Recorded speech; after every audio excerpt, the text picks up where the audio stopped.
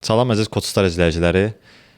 Bu podkastda biz çoxdan düzə çıxmırdıq. Çoxdan da bir uzun vədəli bir fasiləmiz var idi. İndi ən aktual sualları yığmışıq. İndi çalışacağıq Rüstəm Atakişiyevlə birlikdə bunların hamısını cavablayaq.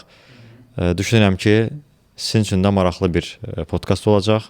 Vaxtınızı boşa sərf eləməmiş olacaqsınız, ümid edirəm. Rüstəm, deməli ümumiyyətlə nədən danışmaq istəyir bu podkastda? Bir qısa mündəricat verə bilərsənmi? Mən artıq sözün əsl mənasında bezmişəm. Texnoloji dildə danışmaq və yaxud da ki, texnologiya sektorundan danışmaq, nəyəsə aydınlatmaq üçün.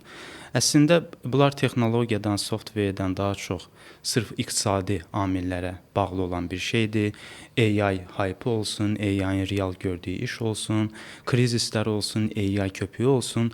Bunlar demək olar 99% sırf iqtisadi konseptlərlə bağlı olan bir şeydir. Və biz ümumiyyətlə podkastımızı axıracan izləməmişdən qabaq istəyərdim nədən xəbərdar olasınız və nəyə görə bunlar vacibdir bilmək ki, bu indiki sənayəni, tendensiyanı başa düşmək üçün. Çünki bu tendensiyanı başa düşməlisiniz ki, siz karyeranızda düzgün seçimlər edə bilərsiniz.